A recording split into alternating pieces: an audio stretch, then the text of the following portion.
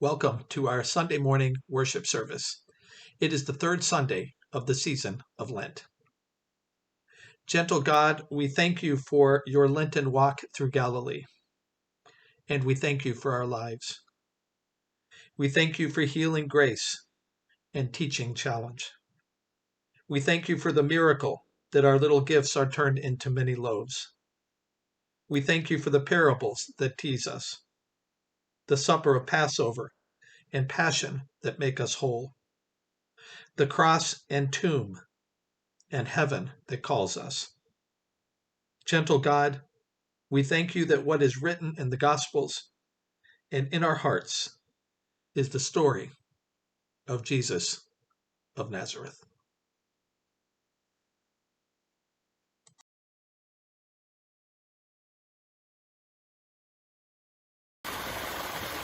Our Father, who art in heaven, hallowed be thy name. Thy kingdom come, thy will be done, on earth as it is in heaven. Give us this day our daily bread, and forgive us our debts as we forgive our debtors. And lead us not into temptation, but deliver us from evil. For thine is the kingdom, and the power, and the glory forever. Amen.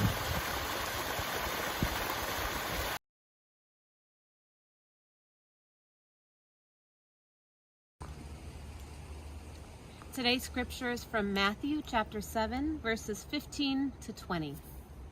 Beware of false prophets, who will come to you in sheep's clothing, but inside are rapacious wolves.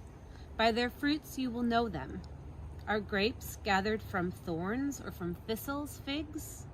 Thus, every good tree bears beautiful fruit, but the rotten tree bears wicked fruit. A good tree cannot bear wicked fruit, nor can a corrupt tree bear beautiful fruit. Every tree that does not bear beautiful fruit is cut down and thrown into the fire.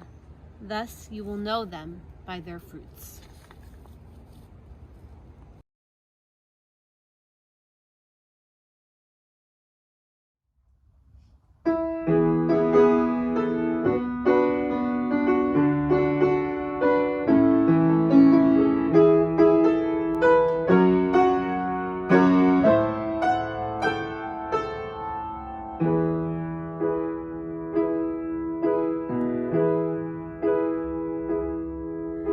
We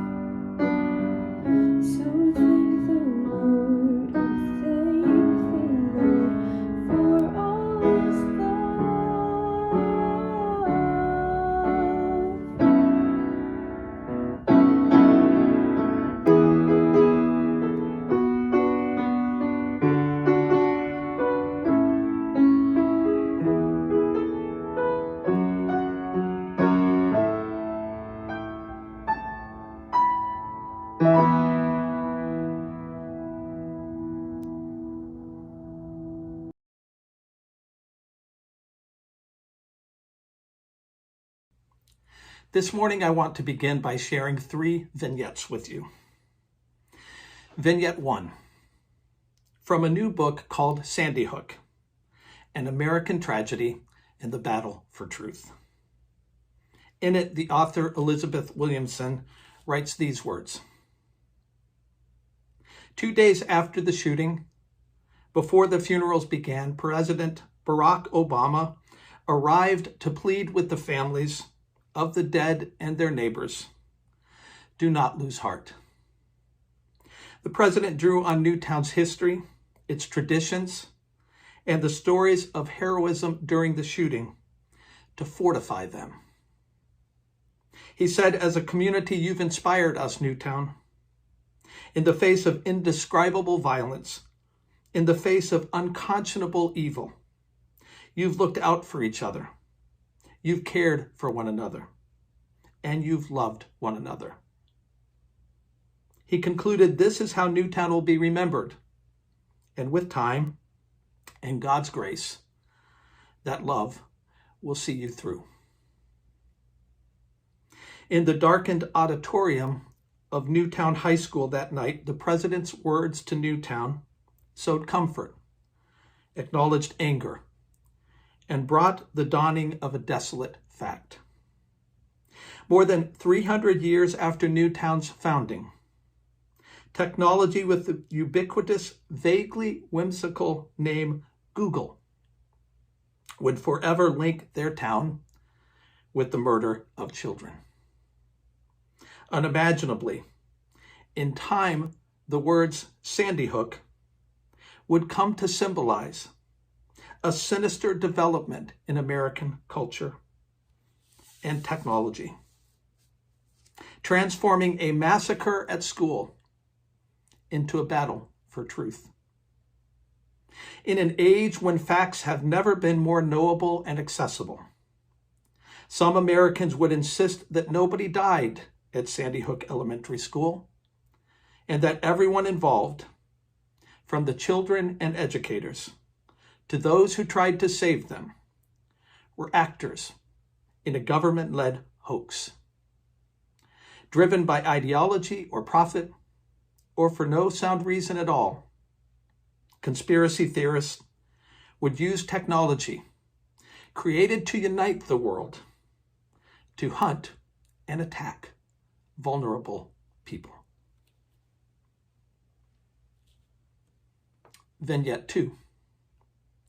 In November 2021, a state court in Connecticut granted a sweeping victory to the families of 8 people killed in a 2012 mass shooting at Sandy Hook Elementary School in Newtown, Connecticut. The families had sued the far-right broadcaster and conspiracy theorist Alex Jones and his InfoWars media outlet for defamation. Mr. Jones has lost all the defamation lawsuits filed against him by the families of 10 victims. Mr. Jones for years spread bogus theories that the shooting that killed 20 first graders and 6 educators were part of a government-led plot to confiscate American firearms, and that the victims' families were actors in the scheme. People who believed those false claims accosted the families on the street and at events honoring their slain loved ones, abused them online, contacted them at their homes, and threatened their lives. The parents of Noah Posner, the youngest Sandy Hook victim, whose parents were the first to sue Mr. Jones, have moved nearly 10 times since the shooting and live in hiding. Noah's mother, Veronica, said, "I would love to go see my son's grave, and I don't get to do that." Each time the family moved, conspiracists published their new home address with the speed of light, she said. The Sandy Hook families maintained that Mr. Jones profited from spreading lies about their relatives' murders. Mr. Jones has disputed that claim, while for years failing to produce sufficient records to bolster his claims. In 2015, then presidential candidate Donald Trump went on Alex Jones' info show and said to him, "Your reputation is amazing." Vignette 3, from an article called "By Their Fruits, Thoughts on the Metaphor of Fruit in the Bible," written by Richard T. France of the School of Theology and Religious Studies of Bangor University in the United Kingdom. Dr. France writes, "When I lived in Nigeria, I wanted to plant a banana tree in our garden. There were saplings that looked like bananas in the bush nearby. But I had been there long enough to know that a plantain tree looks very much like a banana tree. So I asked my friend, the professor of botany, how I could tell the difference. He said, you can't, until the fruit comes. If it produces bananas, it's a banana tree. If it produces plantains, it's a plantain tree." Jesus said, "You will know them by their fruits." Scripture at its best cuts through the gap between ancient times and modern times by connecting us with common human challenges and giving us timeless wisdom to help us address those challenges in our daily living. The wisdom in today's scripture, today's riveting teaching from Jesus, is a perfect example of scripture at its best. The reality Jesus is addressing is in the very first line of the scripture. "Beware of false prophets who will come to you all in sheep's clothing, but inside are rapacious wolves."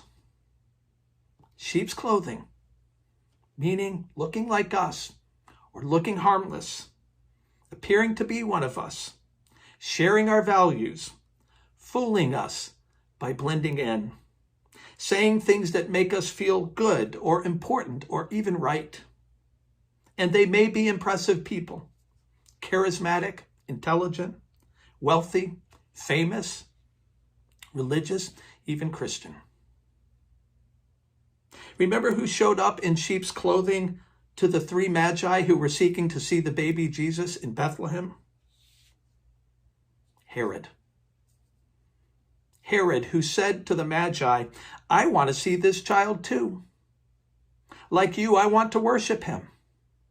Make sure to stop by and see me on your way home so I will know where he is and can find him." Which leads us to another key word in this verse, rapacious. Its meanings include excessively grasping or covetous, living on prey, always wanting more for themselves. The rapacious King Herod in sheep's clothing wanted power. The rapacious Alex Jones wanted money and power and fame. Rapacious Herod was willing to take the life of countless babies to attempt to stop Jesus from the start, to keep what he wanted: power, raw political power. Rapacious Alex Jones was willing to walk over the graves of 20 innocent children and 6 innocent adults and their grieving families to get what he wanted. One of those parents he accused of faking and being an actor was Dr. Jeremy Richmond, whose 6-year-old daughter, Avielle, was murdered on that awful December day at Sandy Hook Elementary School. 3 days after her death, Richmond and his wife, Jennifer, began an organization believing that people can change the world with a deeper understanding of violence and aggressive behavior and how to prevent it in people. The organization was named after his daughter. Richmond and his wife took the bitter fruit of grief and grew it into a new tree of life that bore fruit, good fruit for others through the AVL Foundation. And they did groundbreaking work on understanding how we can support those with significant mental health issues, and especially those with violent tendencies like the shooter at Sandy Hook. Still, in March of 2019, Dr. Richmond was found dead at the age of 49 of an apparent suicide. Life became too much for him. I wonder if he might still be alive today. If his shattering grief had not been compounded by people like Alex Jones and his followers, who were suggesting regularly to him that it was all fake, and that indeed his daughter was living somewhere else under a false name. But in a spiritual echo of the resurrection story, the fruit of his and his wife's work, and the fruit of the precious memory of 6-year-old Aviel, lives on in what today is called the Aviel Initiative, and is part of the National Mental Health Innovation Center at the University of Colorado. Its mission: building compassion and preventing violence. You see, Jesus identified a problem in the world, a problem as old as the Garden of Eden and as contemporary as the war in Ukraine. Rapacious people are in our world, wolves who seek their own way and will destroy lives and communities to get what they want, often by any means necessary. And so the Good Shepherd, Jesus, wants his flock to have a way to protect themselves from rapacious wolves. And in classic Jesus style, after saying, here is a problem, he gets right to the remedy. He says, by your fruits, you shall know them. He goes on. Are grapes gathered from thorns, or from thistles figs? Thus every good tree bears fruit, but the rotten tree bears wicked fruit. A good tree cannot bear wicked fruit, nor can a corrupt tree bear beautiful fruit. And every tree that does not bear fruit is cut down and thrown into the fire. Thus you will know them by their fruits. You see, Jesus embedded in his teaching, embedded in it, saying, be careful not to let rapacious people and teachers into your lives, or talk show hosts, or politicians, or you name it. And in order for that not to happen, Jesus says, use the test. By their fruits you will know them. Not just their words, but their actions. People who say they believe in forgiveness, but don't really ever demonstrate it.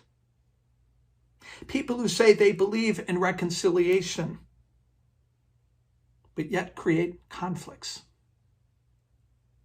People who say they love others, but all you see is hate for others. People who say they love justice, but really only love it for themselves.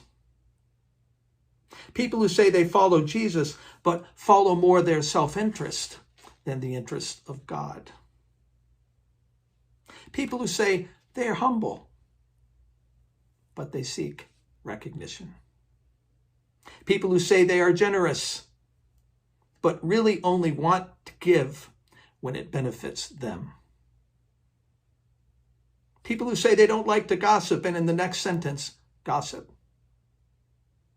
People who are accepting, they say, but are quick to exclude others. People who say they don't like judging others, but spend an awful lot of time judging others. People who say they think it's important to help people who are struggling economically, but want to decide who is deserving of that giving. You see, Jesus' test helps us in a practical way. Helps us how to decide who to listen to on so many levels, in our own lives, in the lives of our church, our community, our world. This test helps us to know who we should be cautious about, and also to know those who we should stop listening to altogether. Now, listen, friends, we need to be real clear about this teaching in our lives, especially in this day and age. For there are Christians in the world who support Alex Jones, despite the evidence of the wicked fruit his work and life has produced. And there are Christians in this world who will support a rapacious person as long as that person agrees with what they believe, at least in part. But Jesus says, be careful about what teachings we value, with our words, with our money, with our actions. And don't assume someone who claims to be a Christian is teaching things consistent with Christ. And when you are not sure about any of these things, use the Jesus test we've been given this morning. Say, I hear what you say, but I see what you do. That's a good application of this test. And one more thing.